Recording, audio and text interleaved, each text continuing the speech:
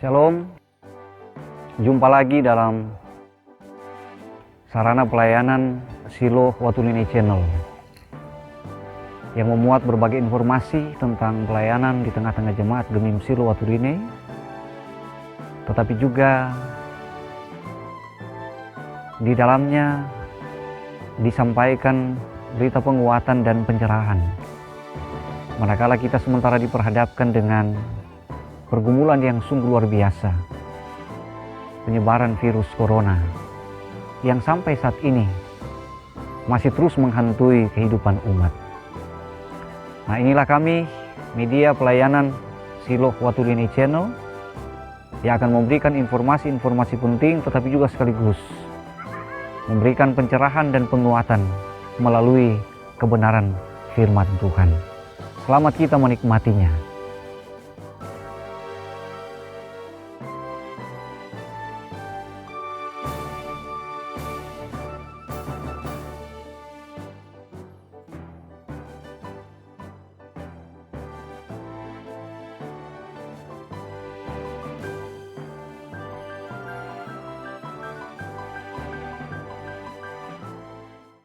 Jemaat yang dikasihi Tuhan Yesus, bahkan para pendengar yang menyaksikan media pelayanan Jemaat Gemim Shiloh Watulini, kita bersyukur karena kita boleh berada di minggu yang terakhir di bulan April.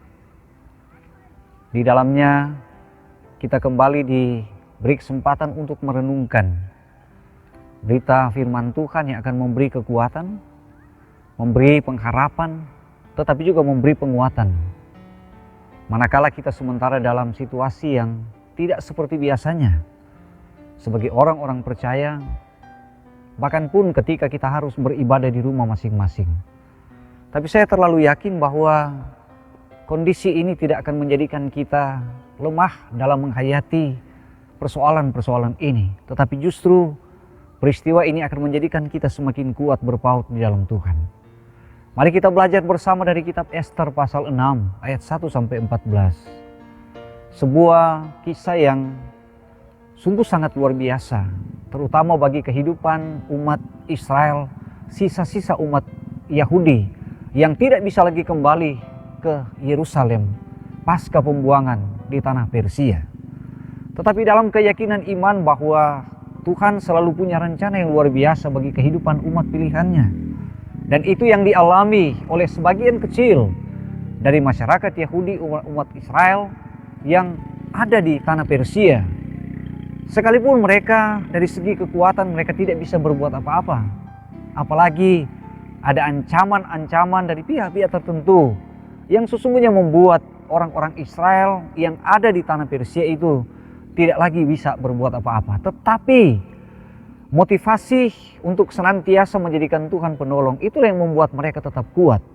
Ditambah lagi dengan salah satu orang yang sangat penting yang hadir di tanah Persia, di negeri Persia, di bawah pemerintahan Raja Ahasiweros, betul-betul telah memberi penguatan bagi mereka. Seorang ratu yang sungguh luar biasa, Ratu Ester, yang dipakai oleh Tuhan untuk ada di tengah-tengah bangsa yang tidak mengenal Tuhan. Saudaraku yang dikasihi Tuhan Yesus, kisah dalam Ester pasal 6 ayat 1-14 menceritakan sebuah fenomena yang sungguh luar biasa dari seorang Mordekai. Mordekai yang hanyalah seorang penjaga pintu di istana Raja Ahasiweros. Tetapi juga ternyata Mordekai memiliki peranan yang sangat luar biasa. Sehingga dalam bagian Alkitab yang kita baca ini mengisahkan tentang bagaimana ketika ada beban yang sementara dialami oleh seorang Raja Ahasiweros. Ketika dia tidak bisa tidur, kadang mungkin ada sesuatu yang masih mengganjal dalam hidupnya. Sehingga salah satu cara yang dia pergunakan adalah membuka kembali catatan-catatan penting yang terkait dengan kehidupan istana Raja Ahasiweros. Dan ketika itu dilakukan ternyata didapati bahwa ada nama Mordekai di dalamnya. Ketika raja menyampaikan ini kepada orang-orang yang ada di sekitarnya, dan ketika dia bertanya bahwa apakah sudah pernah diberikan penghargaan dan penghormatan terhadap Mordekai yang memang pada waktu lalu sempat menyelamatkan raja dari ancaman pembunuhan, terutama dari dua sida-sida raja, penjaga pintu, yaitu Bigtan dan Teres. Mereka berencana untuk membunuh raja, mereka berencana untuk melenyapkan raja. Dan ternyata rencana ini digagalkan oleh Mordekai. Sekalipun Mordekai tidak menyampaikan secara langsung kepada raja, dia hanya menyampaikan cerita ini lewat Ester. Tetapi ternyata apa yang dilakukan oleh Mordekai adalah sesuatu yang sangat luar biasa. Sekalipun menilik ke belakang, sebetulnya ketika mungkin kita menjadi sama seperti Mordekai, mungkin kita akan melakukan hal yang balas dendam terhadap Raja Ahasveros, terhadap apa yang mereka lakukan dalam kehidupan sebagai umat Yahudi di tanah Persia waktu itu. Tetapi ternyata bahwa konsep berpikir Mordekai di luar dugaan begitu banyak orang. Dia justru menyelamatkan raja dengan berita yang dia sampaikan kepada Ester yang langsung ke telinga raja.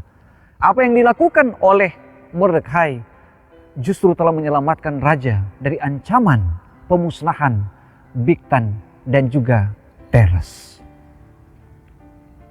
Saudara-saudaraku yang dikasihi Tuhan Yesus, cerita yang sangat luar biasa menggambarkan bahwa betapa pekerjaan-pekerjaan Allah dalam kehidupan umat Israel, secara khusus umat yang tersisa yang ada di tanah Persia, betul-betul mendatangkan pergumulan yang sangat luar biasa dari segi politik, ekonomi, tapi juga dari segi keagamaan.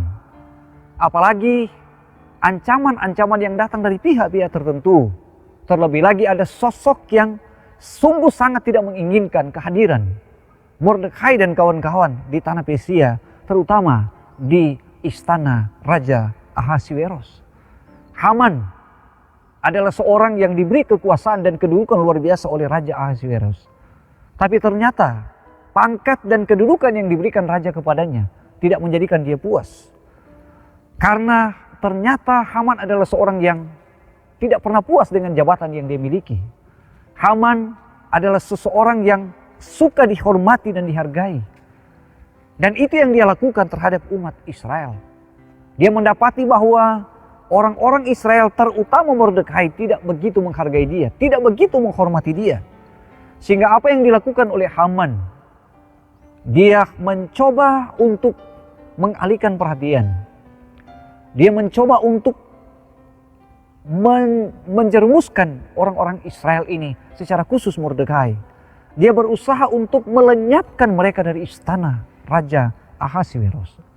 Tapi ternyata sebuah pepatah mengatakan bahwa apa yang direncanakan oleh manusia, ketika rencana-rencana itu jahat, maka pasti tidak akan mendatangkan kebaikan dan kesuksesan dalam hidupnya. Tapi manakala orang melakukan dengan ketulusan dan keikhlasan, maka pasti penghargaan dan penghormatan itu yang akan dialami. Dan itulah realita yang harus dijalani oleh Mordekai. Sekalipun dia tidak punya apa-apa, dia tidak punya jabatan apa-apa. Mordekai bukanlah seseorang yang kaya raya. Mordekai bukanlah seseorang yang punya jabatan tertentu, punya kekuasaan tertentu. Tapi justru apa yang dilakukan oleh Mordekai adalah sebuah ketulusan dan keikhlasan yang patut untuk dihargai. Dan itu yang dilakukan raja terhadap Mordekai. Sekalipun di pihak lain, lawan dari Mordekai yaitu Haman sungguh sangat tidak menyukai apa yang akan dilakukan oleh raja. Tapi mau tidak mau, titah raja harus dilakukan oleh Haman.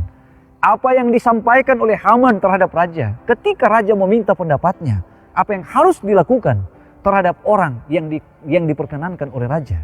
Haman menyampaikan hal-hal yang luar biasa, termasuk di dalamnya terkait erat dengan pakaian kebesaran, kereta, kuda dan lain sebagainya. Bahkan sampai harus diarak di balai kota yang ada di istana Persia. Dan itu yang dilakukan. Padahal sebelumnya Haman mengira bahwa kedudukan, kehormatan ini akan diberikan kepadanya, tanpa dia sadar sesungguhnya bahwa inilah rancangan Tuhan yang sungguh luar biasa. Inilah Tuhan yang terus berkarya dalam kehidupan umat percaya, terutama bagi bangsa Israel yang ada di istana Persia Raja Ahasveros pada waktu itu. Saudara-saudaraku yang dikasihi oleh Tuhan Yesus, Dari bacaan ini kita belajar banyak hal. Yang pertama, bahwa tidak sedikit orang di zaman sekarang ini terlahir memiliki keinginan dan cita-cita sama seperti Haman. Kekerasan hati, ketidakikhlasan dalam melakukan banyak hal. Bahkan keinginan untuk menjatuhkan orang lain hanya untuk kepentingan tertentu atau kepentingan kelompok. Dalam kehidupan berjemaat dan bermasyarakat, mungkin banyak orang yang memiliki sikap sama seperti Haman ini.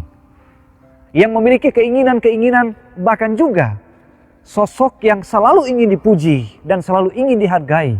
Sekalipun apa yang dilakukan, apa yang dikerjakannya belum tentu sesuai dengan keinginan dan harapan. Banyak orang yang terlahir dan memiliki cita-cita sama seperti Haman, yang mau mengorbankan orang lain hanya untuk kepentingan sendiri. Haman menyiapkan sebuah tiang untuk menyulah Mordekhai. Tapi catatan Alkitab selanjutnya memberi catatan kepada kita bahwa tiang itulah juga yang membunuh dia akibat dari apa yang dia lakukan terhadap orang Israel. Saudaraku yang dikasihi Tuhan Yesus, ketulusan mengawali sebuah penghormatan mungkin sudah sangat jarang terlihat dalam kehidupan orang-orang percaya masa kini. Karena yang sering terjadi adalah orang sering ingin dihargai, dihormati, walaupun dia tidak berbuat apa-apa. Bahkan yang lebih parah lagi, bahwa dalam kehidupan berjemaat, ada begitu banyak orang yang sudah berbuat baik, sudah melakukan pekerjaan pelayanan dengan keikhlasan dan ketulusan, tetapi terkadang harus menerima celaan dan hinaan. Mordekhai adalah contoh yang sungguh luar biasa, yang paling tidak menjadi teladan bagi kita semua. Hati Mordekhai tidak dipenuhi dengan dendam, tidak dipenuhi dengan iri hati, sekalipun dia telah diperlakukan tidak adil di tengah-tengah kehidupan bangsa Persia. Mordekhai justru dengan ketulusan dan keikhlasan mau membantu raja menghindarkan dia dari ancaman pembunuhan Bigtan dan juga Teres. Jemaat yang dikasihi dan yang diberkati oleh Tuhan Yesus, mari kita belajar dari firman Tuhan ini sambil kita mencoba untuk terus merefleksikan kehidupan yang selalu melakukan kebaikan-kebaikan bagi banyak orang. Ketika kita melakukan perbuatan-perbuatan baik, pasti kita akan diperhitungkan oleh Tuhan. Kita tidak akan dibiarkan oleh Tuhan. Kita mungkin akan jadi sama seperti sosok Mordekhai, yang karena kepolosannya, karena ketulusannya, karena keikhlasannya, pada akhirnya buah dari perbuatannya itu mendatangkan penghargaan dari banyak orang. Nah, saya percaya bahwa masih terlalu banyak orang juga yang melakukan kebaikan dalam hidup ini. Lanjutkan perjuangan itu. Jadikan hidup kita bermakna untuk orang lain, tetapi juga untuk Tuhan sendiri. Sambil terus memiliki pengharapan dan penguatan, sekalipun kita harus berhadapan dengan berbagai pergumulan dan persoalan. Mordekhai dan kawan-kawan sesama orang Israel banyak berhadapan dengan cobaan, bahkan ujian-ujian di lingkungan istana Persia. Tapi mereka tidak pernah menyerah. Mereka tidak pernah putus asa karena mereka percaya mereka punya Tuhan yang akan menolong mereka. Dan salah satu cara yang mereka lakukan adalah mereka terus berdoa dan berpuasa memohon pertolongan daripada Tuhan sendiri. Ketika kita membaca catatan-catatan dari kitab Ester ini. Nah, inilah juga yang kiranya boleh menjadi refleksi iman bagi kita semua sebagai orang percaya. Terlebih lagi ketika sementara diperhadapkan dengan situasi dan kondisi yang sungguh secara manusia tidak menyenangkan. Sebagai orang yang percaya, sebagai gereja Tuhan, kita dibatasi oleh hal-hal tertentu. Kita tidak lagi leluasa untuk beribadah di rumah gereja oleh karena situasi dan kondisi ini. Tetapi ternyata semangat kita tidak pernah pudar. Sekalipun kita harus beribadah di rumah masing-masing, tapi kita percaya, kita yakin bahwa apa yang kita lakukan pasti akan diperhitungkan oleh Tuhan. Di hadapan Tuhan pasti kita akan dihargai. Di hadapan Tuhan pasti kita akan mendapatkan penghargaan karena kita tetap memegang teguh kesetiaan dan ketaatan kepada Tuhan. Teruslah melakukan segala sesuatu dengan ikhlas, tanpa paksaan, tanpa mengharapkan imbalan. Dan percayalah, imbalan terbesar akan datang daripada Tuhan. Jawaban Tuhan akan datang dalam hidup kita. Walaupun terkadang secara manusia mungkin kita tidak mampu lagi menghadapi pergumulan-pergumulan ini. Tetapi kita percaya bahwa Tuhan yang Maha Kasih, yang penuh dengan rahmat dan kasih karunia akan menolong kita agar kita mampu untuk menjalani hidup ini. Sekalipun dalam ancaman pandemi COVID-19. Kita percaya virus ini tidak akan menghambat kerinduan keinginan kita untuk berbuat bagi orang lain. Berbuatlah dengan ikhlas. Jangan cuma karena mau kasih tunjung, orang hebat, orang jago, orang lakukan walaupun hati kecil kita mungkin tidak seperti itu. Mari kita melakukan dengan penuh ketulusan. Mari kita menjadikan hidup kita bermakna berarti bagi orang lain. Terlebih mereka yang merasa berkekurangan. Mereka yang perlu bantuan. Mereka yang butuh pertolongan dari orang-orang yang ada di sekitar kita. Termasuk saya dan saudara-saudara. Saya percaya apapun yang kita berikan kepada mereka, jika kita berikan itu dengan ketulusan, Tuhan akan membalas 1000 kali lipat untuk semua hal yang kita lakukan yang berkenan kepada Tuhan. Nah, jadikan motivasi ini sebagai kesempatan untuk berbenah. Mungkin di antara kita banyak yang mengharapkan sesuatu dari hasil kerja kita. Mungkin di antara kita banyak yang mengharapkan kalau boleh kita dibikin begini, ngoni mesti bikin begini, ngoni mesti hargai begini, dan lain sebagainya. Mari kita tetap ada dalam ketulusan, dalam keikhlasan. Kalau orang ingin dihargai, lakukan semua hal bukan karena keinginan manusia, tetapi semua karena anugerah yang asalnya daripada Tuhan. Semoga demikian. Tuhan Yesus memberkati kita semua. Shalom. Shalom, Sobat Silo yang dikasihi Tuhan Yesus. Terima kasih karena sudah menonton video kami. Di dalamnya memuat penguatan, tapi juga pengharapan. Di tengah kondisi, bahkan situasi yang sementara kita hadapi. Nah, saya yakin, saya percaya firman ini akan membuka cakrawala berpikir kita untuk benar-benar menjadi orang-orang yang bekerja dengan ketulusan. Sehingga semua itu tidak akan percuma. Karena kita percaya bahwa penghargaan daripada Tuhan akan kita alami. Terima kasih dan Tuhan Yesus memberkati kita semua. Shalom.